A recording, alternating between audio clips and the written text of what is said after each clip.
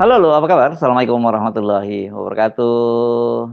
Gimana puasanya? Ini kita memasuki hari kelima puasa. Mudah-mudahan tetap semangat dan kita tahu bahwa banyak juga yang sekarang ini menjalankan ibadah puasa di tengah kondisi yang darurat, terutama untuk mereka-mereka yang berada di kawasan banjir. Mudah-mudahan ini tetap diberi kekuatan dan ini menambah menjadi pahalanya berkali lipat gitu karena kan selalu dibalik kesulitan bersama kesulitan itu ada kemudahan selalu seperti itu ya apanya ayatnya begitu. Oke, seperti biasa Anda bersama kami dalam program Off the Record membaca berita di balik berita. Saya Hersut Benarif. Dan saya Agibeta senang sekali menjumpai Anda kembali. Semoga kita semua dalam keadaan sehat ya. Lebih Ya, sehat lah dari kemarin. Karena ya, tampaknya cuaca di Jabodetabek sudah ya. apa terang begitu ya Mas Irsu. Terang hari ini dan ini mungkin mudah-mudahan itu ada kaitannya dengan modifikasi cuaca yang dilakukan oleh BMKG ya Mbak Agi, karena kalau sampai hari ini hujan lagi, waduh itu saya nggak tahu dampaknya seperti apa di Bekasi terutama yang sangat parah sekali. Dan memang Mhm. kalau kita lihat ini ya, misalnya kita ini bisa lihat ini pantauan dari udara yang Mbak Agi ya, itu dampaknya memang luas sekali ya ini Mhm. banjir di Bekasi itu. Dan pantas ternyata kemarin malah teman-teman yang di Jakarta bilang kemarin lancar lalu lintas di Jakarta. Ya gimana nggak lancar karena baca beberapa orang berapa itu ratusan ribu orang mungkin dari Bekasi yang nggak mengantor ke Jakarta. Tapi Iya. dampaknya memang luar biasa dan kerugiannya juga belum sampai sekarang belum ada angka-angka Mhm. kerugian itu. Tapi saya membaca misalnya seorang pedagang di mana di Bekasi yang di Megapolitan Mall ya Mbak Agia itu yang dia Mega mengaku. Bekasi. Oh, Mega Bekasi Mega ya. Bekasi. Mega Betul. Bekasi ya itu ya. Dia mengaku Mhm. sampai kerugiannya sampai 1 miliar karena barang-barangnya terseret. Harus kan ini tentu saja keprihatinan ya di tengah situasi bulan Ramadan yang mereka biasanya kan musim panen ya Mbak untuk bulan Ramadan ini Betul. mereka gitu. Mhm. Dan kemudian tapi kan juga sekarang ini mungkin ya di Ramadan ini mungkin tidak akan sebesar bulan Ramadan sebelumnya karena banyak sekali PHK banyak yang tidak jelas ke apa jelas soal nasibnya soal THR. Dan saya lucu banget ini saya baca pernyataan dari Wakil Menteri Tenaga Kerja Immanuel Ebenezer, katanya pemerintah batal mengumumkan THR untuk swasta itu karena dalam situasi sekarang sedang kita prihatin di terkena bencana. Nah, saya mikir apa hubungannya ya? Kan justru malah ini kabar baik gitu kalau ada soal THR untuk swasta kok tiba-tiba ditunda karena katanya situasi itu dengan prihatin. Indonesia memang sedang prihatin situasinya semacam itu. Dan tentu saja ini para pedagang-pedagang ini nasibnya ya mengenaskan juga Mbak. Dia harus mengalami nasib yang sama dengan para ini kan sama kalau kalau dagangannya rusak itu sama juga dengan orang kena PHK nih kalau untuk di sektor formalnya Mbak Agi ya. Iya, benar sekali Mas Yersu. Karena memang pedagang-pedagang ini, misalnya di Mega Bekasi Mall begitu, yang seluruh lantainya ya, yang di basement, yang paling Hmm. bawah, saya lupa itu namanya basement atau lantai dasar. Tapi yang di lantai bawah ini adalah pedagang-pedagang kecil, bukan Hmm. seperti misalnya di atas itu ada supermarket Lulu, itu kan artinya itu sebuah korporasi besar gitu ya, dan juga jaringan. Di atasnya lagi itu tempat berdagang laptop dan juga HP, itu kan biasanya juga cabang-cabang dari sebuah perusahaan besar. Tapi kalau yang di bawah itu betul-betul mereka tuh berusaha apa pedagang-pedagang kecil. Jadi UMKM dong Mbak ya. bagaimana Mas Erso? UMKM ya mereka ini ya. Ya, mereka masuknya kategori UMKM dan sejak sebelum sebelum masuk ke Ramadan saja saya sudah melihat bahwa mereka itu sudah menumpuk stok begitu ya. Karena memang kalau situasi seperti di Tanah Abang itu sebelum puasa mereka harus sudah berbelanja. Jadi 3 bulan sebelumnya bahkan sudah memesan, sudah ini apa dan sebagainya, dan supaya mereka tidak rebutan begitu. Karena di Ah, Tanah Abang itu rebutan dengan di daerah. Kita lihat karena sebulan sebelum Ramadan ini saya juga ke Tanah Abang dan saya melihat itu tumpukan-tumpukan sudah mulai banyak dikirim ke daerah. Nah, biasanya pedagangnya di Jabodetabek itu berebut gitu untuk koleksi, untuk apa dan sebagainya. Jadi sangat wajar kalau di lokasi tempat mereka berdagang itu menumpuk dagangan Mas Hersu. Jadi mereka memang sedang apa bersiap Ramadan ini menjelang Lebaran walaupun belum ada THR, tapi memang biasanya sudah mulai ramai, sudah bergeliat seperti itu. Dan tiba-tiba kalau saya mendengar wawancara dengan beberapa pedagang, itu mereka mengatakan mereka datang di lokasi pada pukul 7 pagi, pada pukul 8 pagi, mereka berbenah apa dan sebagainya, dan mereka tidak menyangka cerita bahwa pada hari itu akan ada luberan dari Kali Bekasi begitu. Dan ketika pukul setengah 9 tiba-tiba ada apa berita bahwa air mulai masuk, itu mereka benar-benar terkejut. Salah satu pedagang mengatakan dengan terburu-buru dia hanya bisa menyelamatkan 2 karung. Saya bisa membayangkan itu ada berapa, mungkin ratusan juta ya kalau seperti pedagang pakaian. Tapi di bawah itu juga ada yang berdagang elektronik ya, ada counter misalnya kamera seperti itu, tapi bukan bukan yang besar begitu. Terus kemudian juga mungkin yang agak-agak mahal begitu Mas Hersu, yang seperti bermerek begitu ya, bermerek tapi juga mereknya bukan yang harganya sekitar 200 seperti itu. Itu kita bayangkan untuk biasanya mereka tidak memiliki satu toko sih, karena saya pernah berbelanja di situ begitu. Itu mereka kalau tidak ada yang kita inginkan, mereka mencari di toko, entah toko dia, entah toko Toko saudaranya. biasanya Tapi saudaranya, temannya, kolekannya betul, lah bisa yang begitu. Tapi saya bisa membayangkan betul. memang kalau pada jam-jam segitu berarti mereka itu baru saja memajang-majang dagangannya kan. Sebentar lagi kan biasanya pukul 10 Hmm, itu baru dibuka ya. Jadi ya betul. kalau untuk ketika didadak semacam itu ada banjir dadak ya mereka pasti nggak akan sempat lagi untuk menyelamatkan barangnya. Mudah-mudahan ini nanti diganti yang lebih besar dari Allah Lebih Subhanahu wa taala besar. ya. Kita Amin. doakan dan memang sudah situasinya sekarang prihatin ditambah bencana seperti itu lagi. Oke, mari kita tinggalkan para saudara-saudara kita yang dilanda banjir dengan doa di bulan Ramadan ini. Mudah-mudahan dijabah Allah Ya. yang bahagia. Oke, Mm-mm. topik kita hari ini apa ya Mbak Agi yang cukup ramai ya, dapat sorotan. Saya membaca misalnya sekarang ini soal ini ya yang ramai banget itu gaji dari gaji dari para petinggi Garuda yang merupakan pindahan dari Lion Air gitu ya. Itu rame Mm. banget gitu juga terus ada oh besok itu ini yang juga saya lihat banyak yang nunggu juga itu sidangnya dari Tom Lembong ya Pak Tom Lembong mulai sidang perdana Betul. di Mhm. sana dan kalau lihat tanda-tandanya Pak Tom Lembong ini memang udah jadi di target ini. Jadi saya bukan mau mengecilkan apa hati para pendukungnya Pak Tom Lembong ya. Karena saya sendiri waktu pertama sidang pra peradilan pun saya punya yakin sekali bahwa Pak Tom Lembong itu akan dibebaskan, tapi ternyata kan tidak dibebaskan dan kita tahu kan Pengadilan Negeri Jakarta Selatan itu biasanya memang mereka sangat friendly terhadap koruptor hakim-hakimnya itu ya kalau di sana ya. Tapi kan Pak Tom Lembong ini koruptor dalam tanda petik, bukan koruptor yang lain-lain. Justru kan dia ditolak gugatan pra peradilannya. Tapi kalau yang lain-lain banyak sekali dan bahkan banyak sekali pejabat-pejabat publik yang ketika dia ditetapkan jadi tersangka jadi oleh KPK dan kemudian melakukan gugatan di Pengadilan Negeri Jakarta Selatan kan kemudian dikabulkan dan karirnya sekarang malah melejit menjadi tetap jadi pejabat tinggi di pemerintahan mulai di pemerintahannya Pak Jokowi sampai dengan pemerintahannya Pak Prabowo tetap bertahan gitu Mbak Agi. Jadi mudah-mudahan dalam situasi Ramadan ini mungkin hakim-hakimnya ada diberikan kejernihan gitu dalam memutus atau ya, pejabat-pejabat yang biasanya intervensi mungkin hakimnya sekarang takut karena banyak sekali yang ditangkapin juga tapi mau takut tapi tiba-tiba kalau ditekan oleh para petinggi yang lain karena ini jadi target ya kemudian mereka nggak berani. Mudah-mudahan tidak terjadi itu, tapi saya jujur saya pesimis. Kalau lihat perjalanan kasus Pak Tom Lembong kan kelihatan sekali bahwa memang dia jadi target kan gitu. Ya, kalau kita melihat seperti itu ya, karena sampai keterangan pers yang terakhir dari Kejaksaan Agung itu mengatakan bahwa tidak ada uang yang disita atau dikembalikan dari pihak satu tersangka ini, yaitu Pak Tidak Tom ada Lembong. kewajiban mengganti rugi istilah yang tepat ya. Iya, Hmm. tapi dari 565 yang sudah dikembalikan oleh perusahaan-perusahaan. Jadi Hmm. selain Tom Lembong, Charles Sitorus dari perusahaan perdagangan Indonesia, yaitu Direktur Pengembangan Bisnis.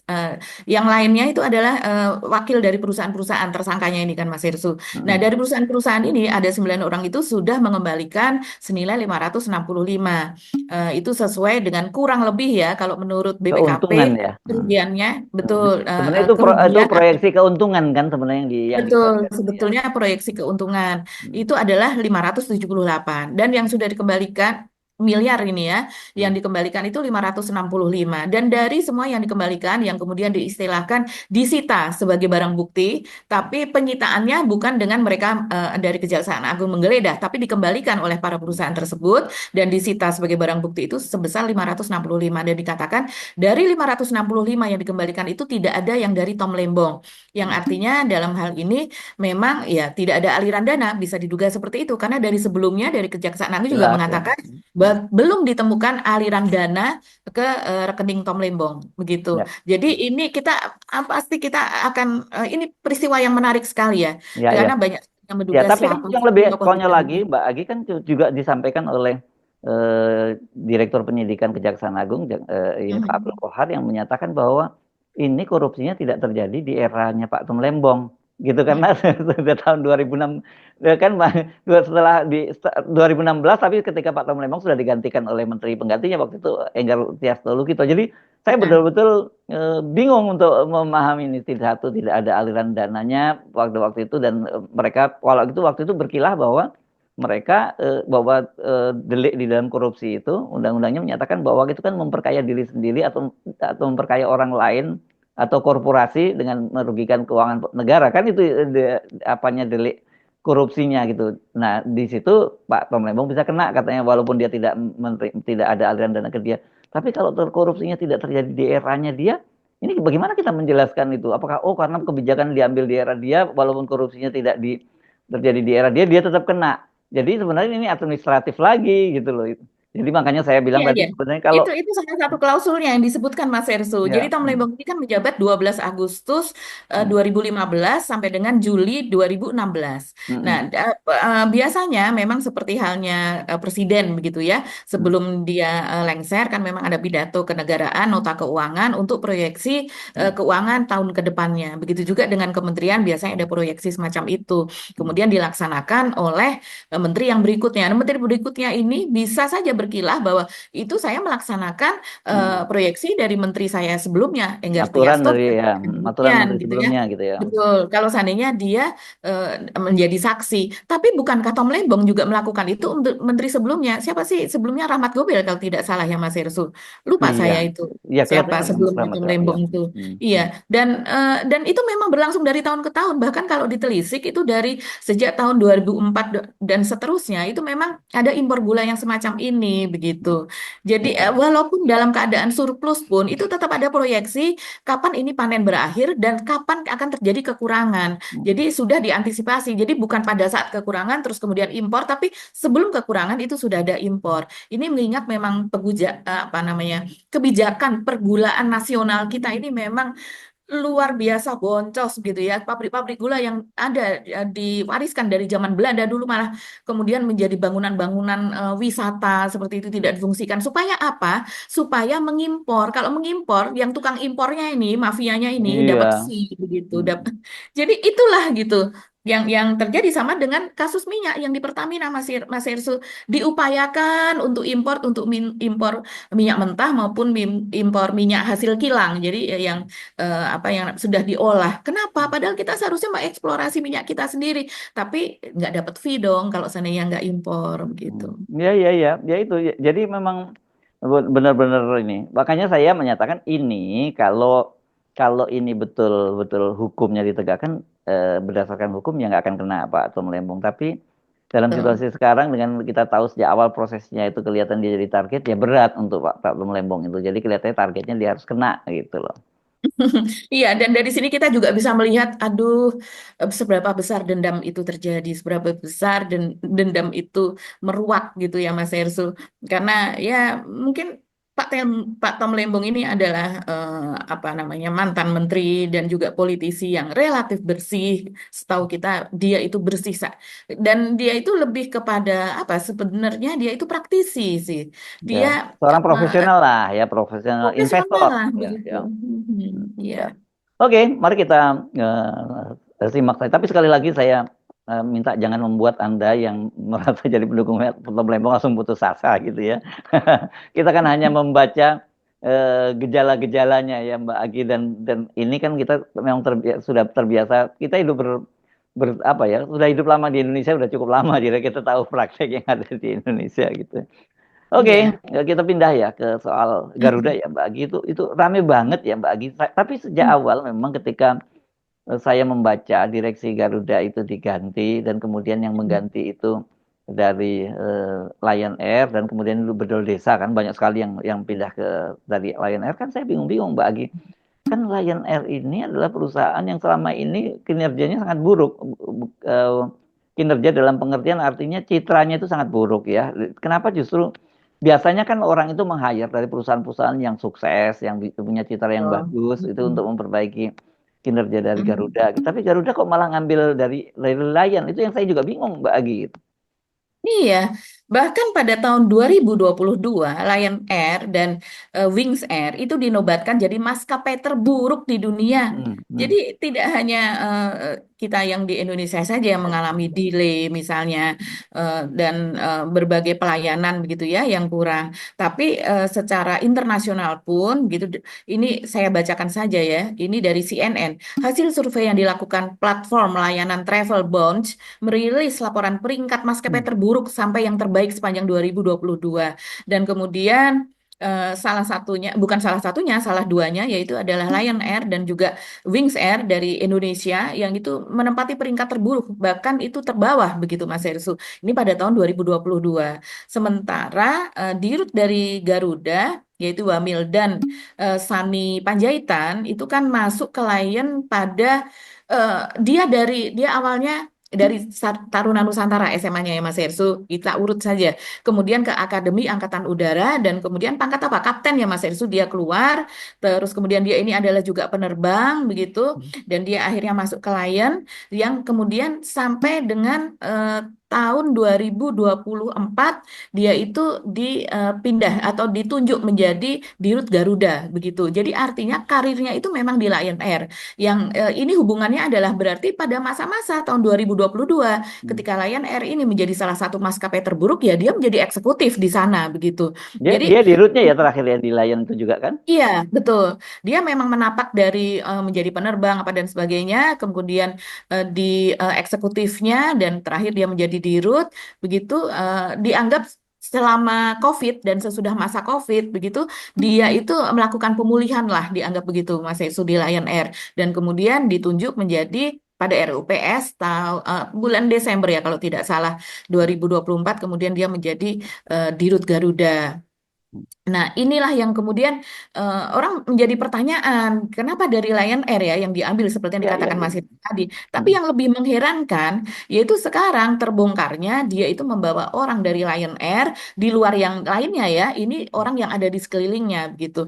hmm, Membawa orang-orang dari Lion Air ini sebanyak 14 orang itu ada di circle-nya begitu. hmm, hmm, Jadi ini kalau biasanya itu disebutnya itu sebagai apa Mas Heru, konsultan hmm, advisor, terus hmm, kemudian tenaga ahli atau staf hmm, ahli begitu ya. hmm. Nah, ini disebutnya sebagai CEO Office Specialist. Jadi seolah-olah jabatan yang berbeda.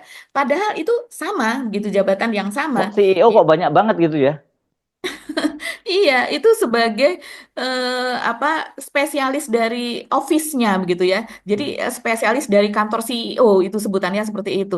Dari 14 itu dua orang di antaranya itu bukan CEO spesialis Mas Irsu. hmm. Dua di antaranya itu adalah apa protokol dari istri Iya. dirut sebutannya seperti Itu itu. dia makanya kok sampai istri dirut kok ada protokolnya itu kan aneh banget itu dan mestinya kan nggak ada urusannya itu. Kalau saya bayangkan kan gini, oke kalau di jabatan pemerintahan itu karena Mm-mm. mereka melekat juga ya tugas-tugas misalnya istri-istri Betul. Pangdam jadi ketua Mm-mm. Persit Kartika Chandra, istrinya Kapolri Mm-mm. itu merangkap sebagai apa Ya, kalau di Polri Ibu Bayangkari dan sebagainya. Emang kalau betul. di perusahaan swasta ada juga kayak gitu sampai ada ibu protokolnya Ibu Dirut. Nggak ada. Dirut itu nggak punya istri, nggak punya suami. Dirut itu kan jabatan, ya kan, Mbak? Iya, di sini saya menduga protokol maksudnya apa ya begitu. Hmm, hmm, Kemungkinan ini ajudan ya Mas Hersu, ajudan hmm, dari Ibu hmm, Dirut tersebut. Ini dugaan saya ya.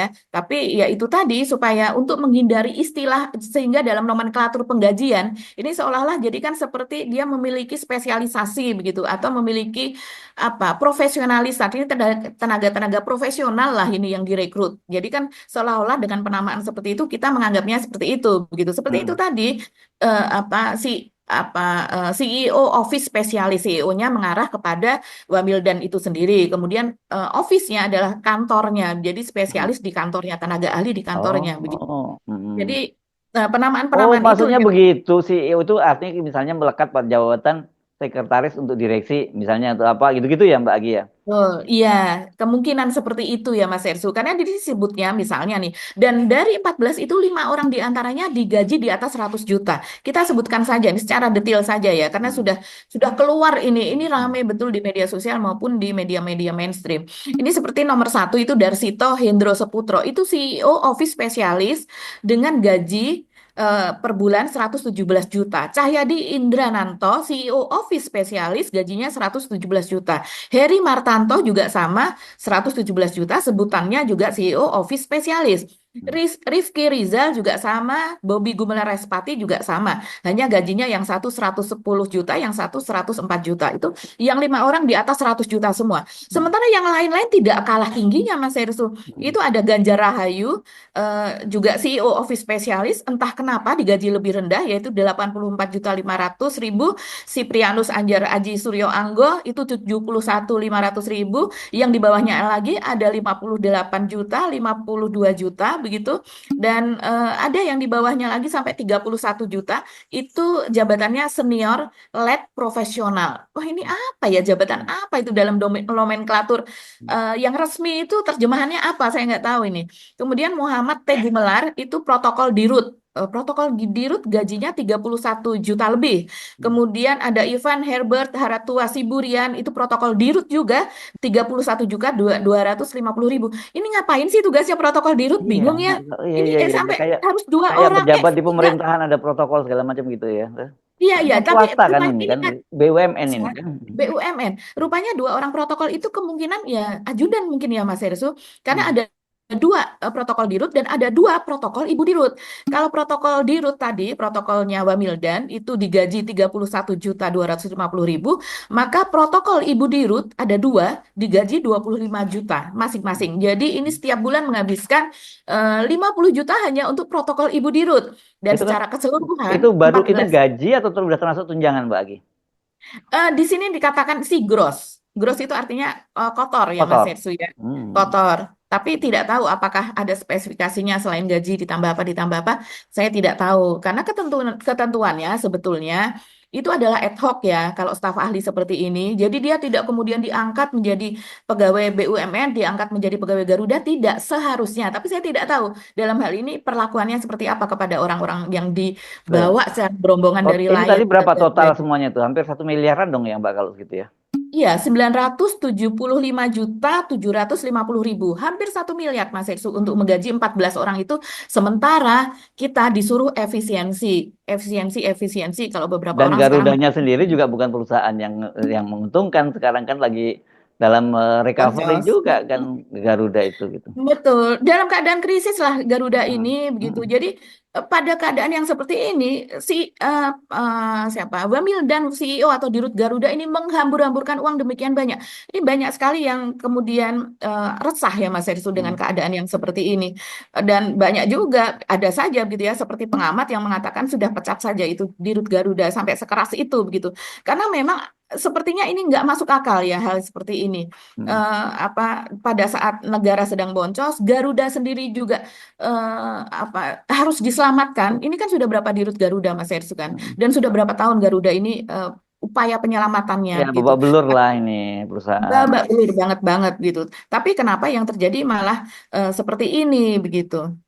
Luar biasa apa yang terjadi ini. Ya, oke. Tapi apa penjelasannya? Ini kan penting kan dari Garuda sendiri, dari BUMN. Tapi sebelum itu, sebelum kita omongin, saya penasaran. Namanya Wamil dan Sani Panjaitan. Apa hubungannya ya dengan Pak Luhut ya? Apa cuman satu farm aja? Ini soalnya biasanya kalau apa-apa orang begitu pasti banyak penasaran tuh begitu dengar nama Panjaitan gitu. Iya, sampai sekarang kita belum menemukan ini kerabat dalam hubungan apa dengan Pak Luhut Panjaitan ya. Tapi mungkin satu farm gitu, satu farm saja begitulah ya. Dan kalau secara profesional begitu dia pernah bekerja di perusahaan Pak Luhut atau apa juga tidak. Tapi kalau memang berasal dari TNI ya, karena Wamildan ini dulu pernah dari lulusan Akademi Angkatan Udara dan kemudian berkarir tapi tidak lama ya di Saya TNI. lihat justru yang kelihatan malah Taruna Nusantaranya. Sekarang kan banyak sekali nih Nah, orang-orang lulusan Taruna Nusantara di eranya Pak Pak Prabowo ini yang jadi menteri ya, jadi masuk kabinet. Kalau nggak salah waktu itu Pak Asim menyebut ada 4 orang setidaknya. Sekarang jadi berapa itu kan? Termasuk kan di Rut Pertamina yang baru juga orang-orang lulusan SMA Taruna Nusantara Mbak Agi. Iya, karena memang yang ada di inner circle-nya Pak Prabowo itu memang orang-orang Taruna Nusantara. Sebelum mereka ini menjabat kemudian di pemerintahan, tadinya kan mereka memegang perusahaan-perusahaan Pak Prabowo, Hmm. memegang koperasinya. Seperti yang sekarang menjadi wakil Menteri Pertanian itu juga lulusan Taruna Nusantara, yang kemudian sekarang menjadi Menteri Luar Negeri itu juga lulusan Taruna Nusantara, Dirut BUMN lulusan Taruna Nusantara, begitu. Jadi memang kalau saya melihat circle-nya Pak Prabowo sekarang pun yang tidak diangkut ke kabinet gitu, yang tetap stay di perusahaan Pak Prabowo itu kebanyakan lulusan Taruna Nusantara memang Mas Hersu. Itulah Hmm. kenapa obsesi Pak Prabowo memang orang yang disiplin, sepertinya seperti itu ya, Hmm. orang yang disiplin kemudian patuh kepada perintah gitu, sudah dari sejak SMA memang sudah dididik untuk seperti sistem komando lah kalau kita melihat begitu ya, dan mereka tegap-tegap, terus kemudian juga ya seperti kemarin itu apa retret itu kan dilaksanakan di sana. Mungkin obsesi Pak Prabowo adalah Ya. kabinet itu juga seperti mereka, kurang lebih Ya, begitu. kalau saya lihat tahun kelahirannya tahun 81 ya, Wildan Sani ini Mhm. ya. Berarti Iya. mungkin dia tuh katanya saya baca katanya dia mundur bakat kapten. Mungkin sekarang kalau dia jadi tentara Mhm. pangkatnya antara letkol sampai kolonel lah paling tinggi pangkatnya Mhm. ya, perkiraan saya seperti Ya. itu. Tapi Mhm. sekarang dia udah di puncak karirnya sebagai direktur utama BUMN ya. Nah, ini nanti ini menarik ini tadi yang saya tanyakan kepada Mbak Agi soal bagaimana penjelasannya ya, karena saya membaca itu dibantah tapi saya nggak menemukan kalau nggak segitu berapa angkanya. Jadi katanya cuma ada aturannya gitu. Tapi berapa besar kan itu harusnya mereka mesti menjelaskan ya soal itu karena bagaimanapun ini kan perusahaan publik ya. Ya, saya kira apalagi katanya ada range-nya yang jelas karena ini yang membatah ini komisaris utamanya Pak Fajar Prasetyo itu ini ya mantan kepala staf TNI Angkatan Udara ya kalau tidak salah ya ini ya Mhm. komutnya kemudian juga dari Garuda sendiri juga membantah terus dari Kementerian BUMN juga membantah soal itu gitu juru bicaranya tapi saya tidak mendapat jawaban yang pasti gitu kalau nggak sebegitu berapa angkanya karena kalau standarnya BUMN berapa kan ini sekali lagi karena ini perusahaan publik gitu. Betul Mas Ersu. Jadi dari Kementerian BUMN itu dulu dari jurnalis juga ya Putri siapa Mas Ersu? Hmm, Putri dari oh yang wartawan yang presenter olahraga ya di TV One ya, ya. betul. Hmm. Mhm.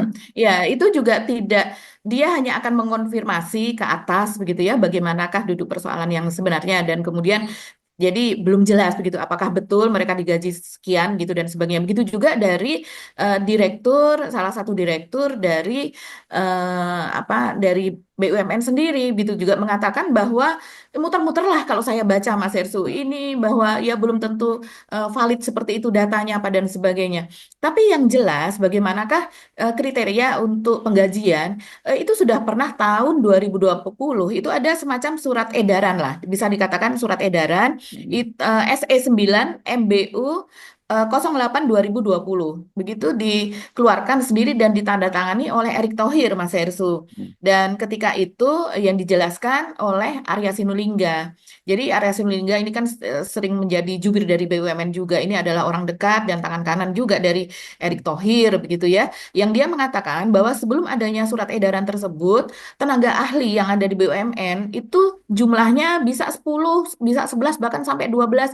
Jadi bisa banyak belasan begitu Mas Ersu. Jadi itulah yang harus dibatasi karena itu pemborosan. Dan kemudian gajinya bisa di atas 100 juta seperti yang dilakukan oleh Dirut BUMN saat ini.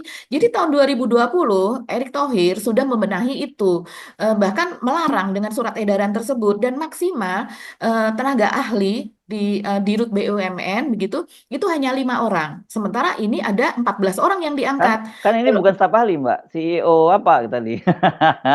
CEO Office Specialist, Ya ya keren. ya. Hmm. Seolah-olah kalau seandainya CEO ini dibatasi berdasarkan surat edaran, dibatasi gaji maksimalnya apa bukan CEO, apa tenaga ahli digaji maksimal itu 50 juta berdasarkan surat edaran Erick Thohir. Hmm. Nah, ini kan digaji tadi sampai 117 juta. Hmm. artinya memiliki kapasitas begitu ya dua kalinya tenaga ahli. Bahkan jumlahnya ada 14 dan dari 14 itu 10 orang yang istilahnya apa namanya CEO dan kawan-kawan itu tadi yang lab apa begitu ya. Sementara yang 4 orang lagi itu adalah protokol dirut dan juga protokol ibu dirut. Ini luar biasa sekali kita rakyat sedang boncos-boncosan seperti ini. Kita harus menggaji protokol ibu dirut dari Ibu Dirut Garuda itu 50 juta per bulan. Sementara tugasnya apa dan kemudian menghasilkan apa, membuat negara ini lebih baik menjadi seperti apa, kan semuanya di masa Prabowo ini diperhitungkan loh Mas Hersul. Iya, Bahkan pengeluaran sedikit, saya langsung membayangkan 975 juta, hampir 1 miliar per pengeluaran bulan ya. keseluruhan per bulan Hmm. itu harus mengambil berapa nih keuntungan dari Garuda untuk dialokasikan ke situ begitu.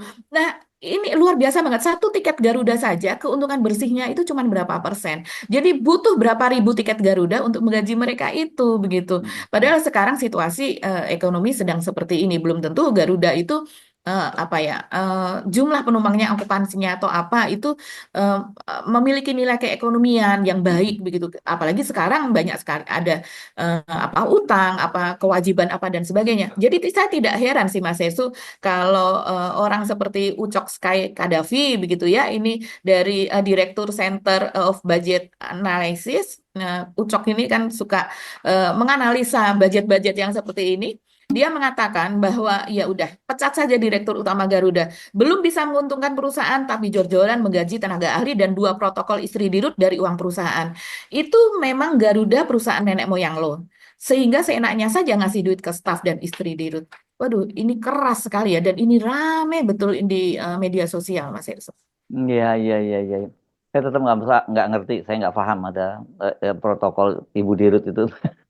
Sampai sekarang nggak paham saya sampai sekarang itu. Tadi ketika waktu lihat daftaran itu kok banyak sekali CEO itu rupanya itu maksudnya mereka itu bekerja untuk CEO dalam hal ini bekerja untuk Wamil dan Sani ini gitu ya Mbak Agi ya. Betul, bekerja untuk Bapak CEO ini begitu karena Oke. dia sekarang sedang ditugasi untuk menyelamatkan Garuda sehingga mungkin memerlukan orang-orang dengan spesialisasi tinggi dan profesional untuk menyelamatkan Garuda ini karena ini pekerjaan berat begitu kan.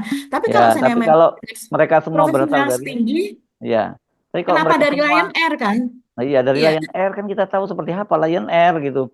Saya aja termasuk orang yang selalu menghindari menggunakan Lion Air itu karena ya lelah saya seringkali kalau harus ngotot ribut-ribut di Delay. bandara, Hmm. delay dan sebagainya gitu dan belum lagi kalau kemudian harus terlambat untuk jadi pertemuan dan sebagainya gitu.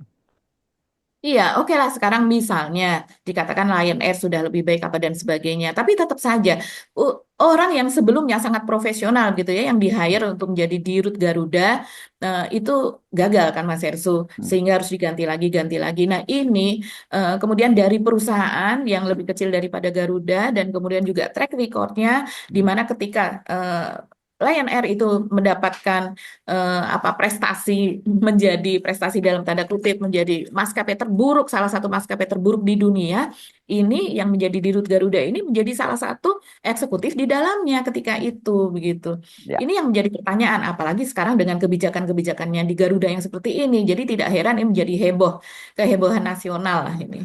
oke, oke, bagi hanya topik tadi ya kita kita cukupkan ya perbincangan kita kali ini bagi ya. Oke, ya. Oke. Sudah banyak ya. Oke. Hmm, ya. Sampai Mhm. ketemu lagi, insya Allah besok. Tetap semangat. Ya. Walaupun ini kalau dalam bahasa mahasiswa udah memasuki era Indonesia Gelap Jilid 2 sekarang ini. Mhm. Ya. Iya, iya. Oh iya, Mas Hersu, satu lagi, Mas Hersu, mungkin Apa sedikit tuh? lagi. Itu soal indeks Oh demokrasi iya, berkaitan Indonesia. indeks indeks anu ya, indeks persepsi eh, apa yang indeks demokrasi Demo- Indonesia yang turun ya, Mbak sekarang. Jadi Iya, ya ya ya. Oke, nggak apa-apa, iya. Mbak Agi tambahin lagi deh. Gitu. Iya, itu jadi baru saja diumumkan itu ya. Saya mengutipnya dari Tempo, itu bahwa indeks demokrasi kita anjlok ya, melorot gitulah 3 peringkat dari berapa? 56 ke 56 jadi 59. 59 ya, peringkat dari 167 negara ya, Mbak. Kalau nggak salah berapa? Betul, 100 iya. Dan kemudian yang menjadi penyebabnya. penyebabnya, Hmm.